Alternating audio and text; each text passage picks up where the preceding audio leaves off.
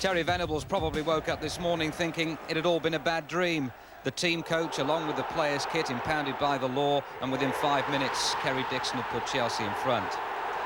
Gary Lineker had what looked to be a perfectly good goal ruled out, and just as Venables was gathering his thoughts for the half-time G-up, Torsved could only divert Jury's volley into Bumstead's path, and Spurs were 2 down. 10 minutes into the second half, and one of Gazza's party pieces. Everyone knew where it was going, but there was nothing anyone could do, although Besant certainly did his best. A few minutes later, Spurs were back to 2 down. Mitchell Thomas heading clear, but not really far enough, and straight to Jury, who whipped it back with Torsved flapping. Well, the nightmares got worse. Lineker's pace was matched by Besant. A high-speed collision was inevitable, and so, one would have thought, was the outcome. But you should never take anything for granted. But before the end, Gary moved into double figures for the season from Stewart's pass. But this was Spurs' first away defeat, and a day they'll want to forget.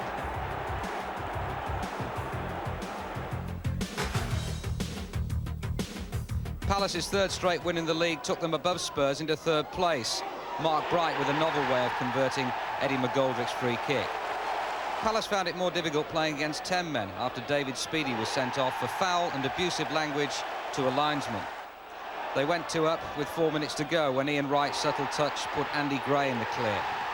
But Steve Coppell's a hard man to please, and he wasn't happy with their overall performance. The game should never have reached a climax, he said, which it did with a late Cyril Regis goal.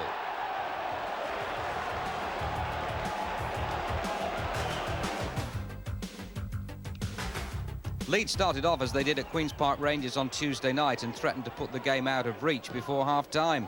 Chris Fairclough scoring again, although Tim Flowers and Southampton's defenders didn't think the ball had crossed the line. The second came 4 minutes later when Fairclough flicked the ball on for Carl Schutt to score the goal his recent performances have richly deserved. But Southampton battled back really well, and a very neat header by Paul Rideout shortly after the break threatened to take the gloss off Leeds' recent run and Howard Wilkinson's Manager of the Month award.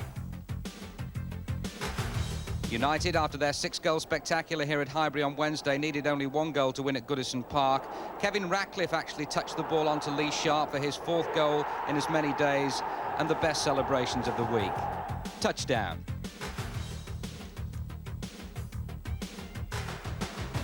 Manchester City's long run of drawn games ended with a win. QPR's run of defeats continued. Nice build-up, nicely taken goal by Niall Quinn. Quinn was City's match saver at Anfield last week. He proved to be the match winner against Rangers. David White's run and cross whacked home by the Irishman to give City their first win under Peter Reid's administration, despite a final flourish by Rangers and the goal of the match. Ray Wilkins picking out Andy Sinton, but Rangers are scoring too few and conceding too many, and are next to bottom.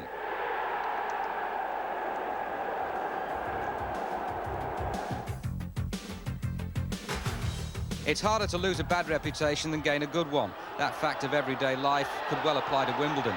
Ray Harford's changed their style. The boys can play. John Fashanu going solo after 29 seconds.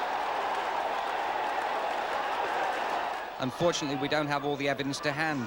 We missed Warren Barton's goal, but Barton was involved in the third after 21 irresistible minutes that left Norwich completely shell-shocked.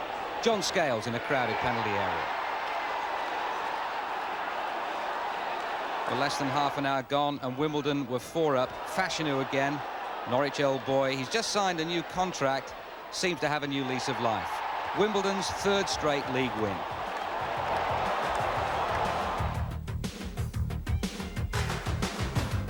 For sheer entertainment value, Forest games are hard to beat. The catch is, Forest are finding it hard to win them. Franz Carr, though, giving them a flying start against Luton after 6 minutes. But Luton's Danish international Lars Elstrup is proving to be quite a handful this season. Got a bit of pace as well. This is Des Walker he's up against, and very few get the better of Des when it's 1 against 1. It would also be difficult to better a goal like that, but Elstrup did. Just watch this. His 10th in the league this season, 8 of them away from home. But do spare a thought for Nigel Clough. He scored his 4th goal of the week and has yet to finish up on the winning side. 2-2 at the City Ground, and a rare headed goal by young Cloughie.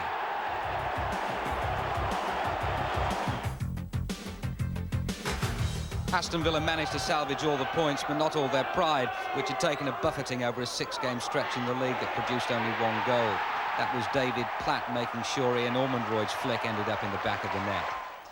Vinnie Jones was transformed from hog carrier to architect after the break. He scored with that header after 50 minutes and almost inspired Sheffield United to their first win of the season. It was their first goal in 7 league games. But Villa won it with 10 minutes left. Chris Price unmarked and finishing well.